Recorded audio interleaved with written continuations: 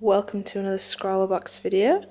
I've just received this. I've just been away for a couple of days for my birthday, and so I came back yesterday, which was my birthday, which you won't know when that is because you might be watching this a couple of days later. But anyway, so I received the next ScrawlrBox, February ScrawlrBox, and yeah, I'm excited to open it. It feels quite heavy, so let's get to that.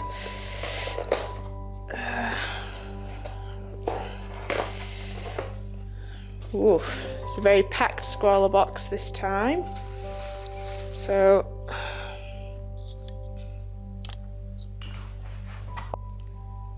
sorry about that, my camera battery died. So yeah, it seems like a thick, it's a bit ripped at the side. Oh, that's a bit of a spoiler. It's a very packed box. Some lovely white. Oh, okay, right.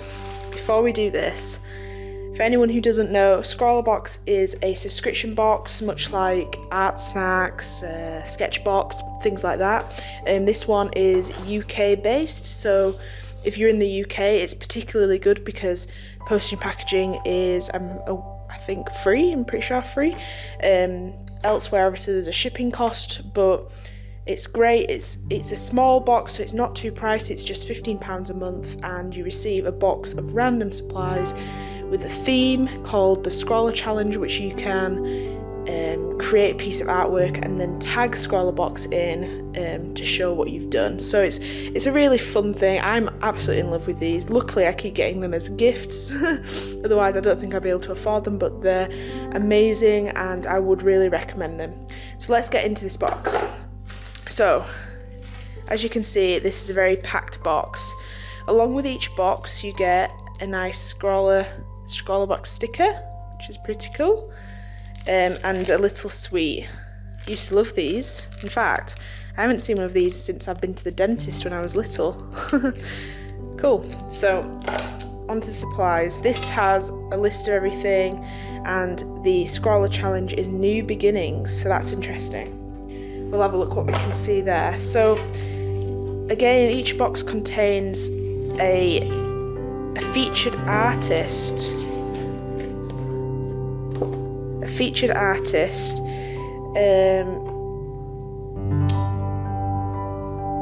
And which let me start again. Why am I stuttering? It contains a featured artist that creates a piece of artwork using these supplies to this Scrawlr Challenge specification. So this one is a nice little robin, kind of abstract geometry looking sort of thing there. It looks like this is actually done on a piece of wood, and then this is just a photograph of it. That's pretty cool. That's amazing. Cool. So this featured artist, here you go, Anatomics. Previously a musician, sound engineer and DJ, doing occasional illustration work. Made a full-time endeavour in 2010. She has spent the last 6 years developing her style and narrative and produces her first solo show in London in February 2015. She creates symbolic modernist works inspired by philosophy, theology, mathematics and science fiction, and has become particularly well known for her large-scale murals, distinctive polygonal animals and geometric patterns. And there's all her social media information, so you can go and check her out. I'm definitely going to do that afterwards because this is pretty amazing. Okay, so onto the supplies. I'll have a look on the back of here. So it looks... Okay, let's start with the top. So it comes with what's called Amsterdam acrylic paints in 20ml bottles. Light, fast, durable, and have a short drying time with virtually no odour. The transparent tubes accurately show the colour for perfect tone matching every time. Colour matching every time. Ideal for anyone who needs a small amount of acrylic colour without skimping on quality. So that's pretty cool. We've got 4 tubes here. We have very strange colours, but I suppose, what's the New Beginnings? Okay. I think these are the similar colours to what has been used on that piece there. So you've got a nice black here. You've got yellow red, this one's called. This one's yellow, light yellow. And this one is sienna. So they're kind of natural colours, these, so that's going to be good. That's quite interesting. That's cool. I love acrylic paints, my favourite. I don't get a lot of time to use them at the moment, but they'd be cool to use. Okay, next on the list is this, which is a, let's get this to focus. There we go. Toma acrylic marker. This chisel tip acrylic marker is suitable for all types of surface, providing a different way to apply paint to your work, whatever the situation. And it's water resistant once dry. So that's cool. So I'm assuming this is similar to the Uni Posca pens that we've had previous boxes. Okay, so it's one of these shaky uppy ones. Oh, and yeah, chisel tip. So that's interesting. Chisel tip's not everyone's favourite tip to pens, but it is removable, so I'm assuming you can change that to maybe a brush nib if that's what everyone prefers. Yeah, so that's in black, I'm assuming. Yeah, it doesn't really say, but I'm assuming that's in black. Cool. Next on the list is some SeaWhite. So this is from the January box. SeaWhite did the sketchbook that came with that. So these are SeaWhite of Brighton artist quality brushes. Synthetic brush. It is with different shapes, as you can see. Yep. So that's cool. So some nice new brushes there. I love brushes. I'm a bit addicted to collecting them, which is not the best, but you know, you can never have enough brushes, I always say. Next on the list is this Pentel again, quite popular in these boxes. Let's get this to focus. Boop. Okay, Pentel Fiesta mechanical pencil. That's good. I love the mechanical pencil. Sketches out your initial layout before breaking out the paints. Cool. So what size lead is this? Doesn't say what size lead. It looks to be, let's have a look. It looks to be a 0.7. If it is, that's good, because I've got a 2B lead that I can put in there, which is a nice soft lead. Cool. And then it says the paper here comes with two very nice thick textured, I don't know if you can get that, I don't know if you're picking up that texture there, textured paper. It's Fabriano Pittura 400 GSM paper. Heavy duty paper is made with prime quality cellulose pulp, acid free, guaranteeing inalterability over time. This paper has a natural grain surface and is designed specifically for acrylics. That's cool. So that's kind of similar to this wood that she's worked on. If you can see close up there, it's got a lot of graining in, so that's kind of, you know, it's kind of a good man-made replication of that, which is pretty cool. And then lastly in this box, nothing on this, but it says in this corner, use this palette to mix your paints but don't use the brushes to blend them. Cut the corners off the sheet and use those to create your new colours. So cool, it comes with kind of like a makeshift palette if you didn't have one. So that's cool. So a really nice selection in this box. Excited to use these acrylics. I wonder how good quality they are. Yeah, because I think the only acrylics I've obviously used cheap ones when I was a student, but when I was in doing my GCSEs, but these, and after that, let me get my words straight again, and after that I used Winsor & Newton, so it'd be interesting to see what the quality is like But yeah, well, I'll see you on the flip side when I do a piece of art with these supplies on the theme New Beginnings. So thank you for watching so far. Please make sure to give me a thumbs up if you like this video, or I might not even like this video because I don't know what I'm going to do with these supplies yet, but yeah, anyway, I'll see you soon. So thank you for watching. Okay, so I looked at the colours and they were kind of very earthy but also kind of animal-like. I thought they were very natural colours anyway. So having looked at the colours, immediately what sprung to mind when I thought of New Beginnings was a chick, and it just so happens obviously March, which is when this video is coming out, is the Easter month, and so this just perfectly fit into everything. So that's what I did. I got some stock images which I'll leave links in the description below, and I did the chick and I did a hen kind of looking at the chick, and you know, that sort of thing. And you know, it was quite an enjoyable piece. I really enjoyed it. The acrylics were really nice. One thing I will say is this, usually when I work with acrylics I apply very thick layers of acrylic, which I tend to, you know, like working with this thick paint, not so thin anyway. But because of the limiting colours, I was trying to vary the colours by doing, you know, very almost transparent and then opaque versions of each colour. And so I was adding a lot of water to some areas, including the background. Like I didn't want an opaque black, I wanted that texture to show through.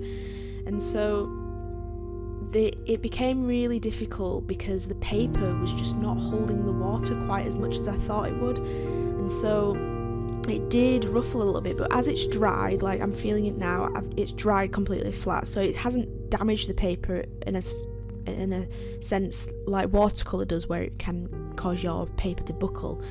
But when you're working with it, it feels like you're taking the texture off that paper, but having looked at it now, I don't think that is the case. Yes, so onto the actual painting. Like I said, I did the background in the black. I watered it down quite a bit so you could see the grains kind of behind it, so it kind of looks like bark or some sort of textured wallpaper or textured bedding or something nice. Anyway, it was just meant to be a plain background because obviously limiting colours and all that. But I didn't want to use the marker, the acrylic marker, because I just thought that would ruin it in a way because it was just going to be too black. Yeah, so before I say anything about the painting, I will admit this mechanical pencil, the lead, must already be a 2B lead or even something softer because it was fabulous. It was so soft and it just like ran over the paper so smoothly. It was amazing. Yes, anyway, so as you can see now, I wanted to start on the main chicken. And so I mixed a couple of different colours using the burnt sienna and that yellow red, I think it was called, Naples yellow red, to create some different browns. Then I added a bit of black into each of those. And so if you look at a chicken, a brown, you know, a traditional brown chicken, you see that their lightest tones are actually this yellow red that we were provided. And so I used that to kind of create light areas where you can see through the feathers almost to the skin of the chicken. That's what I used for that there. In some areas I left it thicker because there are bits where it jumps with the recording because I couldn't see the screen of my camera, so I couldn't tell whether it had turned off, so I apologise for that. So yeah, I used almost a wash over the whole chicken, but I left little bits of areas white just to add a little even more highlights, if you know what I mean.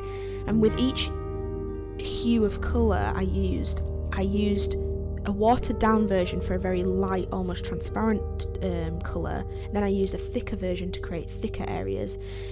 I will say I'm not a fan of this textured paper because, especially if you're working with it sideways like I can, you can see there on the right hand side there that you can see the grain, and as much as I like that, it became really annoying because I wasn't able to put thick paint down through the grooves because it wasn't getting in there enough. So that's why you had to water it down sometimes to get that colour there. I really like the different sizes of brushes. Do you know, if I was starting out painting from scratch, I would definitely just buy this pack of paintbrushes from SeaWhite, was it? Because it was just, the different thicknesses of the paintbrushes were amazing. Like the thick one I did for the background, granted you won't be able to do a very large painted with it, but it was good enough to do the background for this. And then you know, doing the thick tufts of feathers with the kind of like medium brushes, and then with that fine brush, you can see on the face there I've got a lot of detail in there with just that fine brush, and it was really amazing. Onto the colours again. The black, instead of having a complete black, like I say, I mixed it with that burnt sienna just to create a very, very dark brown, and that really helped to add the shading because it wasn't blending into the background too much, but it was creating that depth in there, and that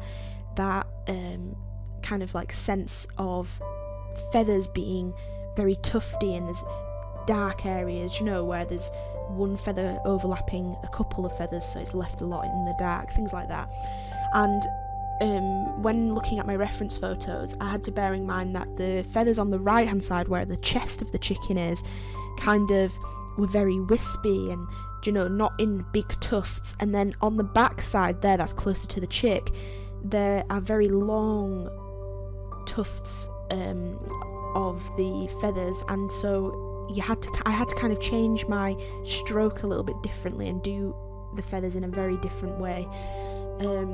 In some areas it was very difficult to replicate the reference photo, especially since the reference photo I found, the pose, it was a grey chicken, and so I had to implement the colours of a natural chicken onto that picture, so it was very difficult for me to kind of look at that grey picture and think, right, there's a dark grey here, so this must be the darker shades of the orangey reds and brown sort of colours. So I had a lot of kind of like matching up these colours to do. Yeah, I think that's all I can say about the chicken. I think it's almost finished now anyway. With the chick, I wanted the chick obviously to be at eye level, and the only way to do that was have the chick standing on something. So I kind of did like a bit of a bench that runs behind the chicken, so the chicken stood in front of the kind of ledge and there's a chick on it, if you know what I mean.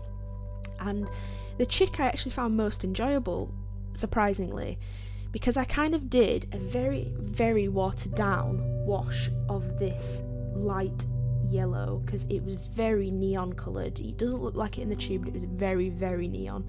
And so I added a lot of water to it, and I did a wash, and then I gradually built up that yellow by adding a tiny bit of that yellow red into it, just to create a bit more of an orangey colour and dull down that yellow. And then I kept doing this, kept adding that yellow red and a tiny touch of burnt sienna to just keep deepening that orangey colour, and then adding patches of it in just very tiny strokes, getting kind of like lighter towards the face and darker towards the bum area of the chick. And then I added the black in there, and that kind of very simply created a very fluffy looking chick, and I thought it turned out really well. I always find chicks really funny with their really cute, very large feet. So yeah, it was quite enjoyable to do that. And the eyes, again, it's just straight black, but I did quite thick black to make it very opaque. Yeah, I've really struggled to find a place to use that pen. If it was a different colour, and I've seen a couple of other videos on YouTube that have said this, if that pen was just a different colour, it would have made all the difference, because we already had that black paint, and the pen with the chisel nib is very difficult to control. And so yeah, I think a different colour or a brush nib would have been perfect. So what I did, just to, you know, add that kind of that pen into this anyway, it was just go over the eyes, which I think I ruined. I don't think they look as nice me going over those, and then did a couple of tufts on the chicken just to create some darker areas, and then I just did my signature in it just at the end there. So I hope you enjoyed this video, and thank you very, very much for watching.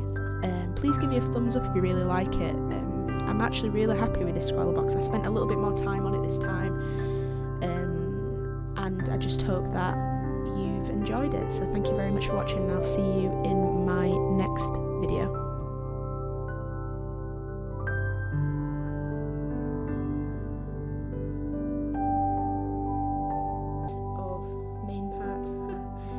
Of the lion, and mix that with the natural brown I made just to create different shades that I could use. Here I was just lightening slightly with some white, because I'm using watercolour white. It wasn't opaque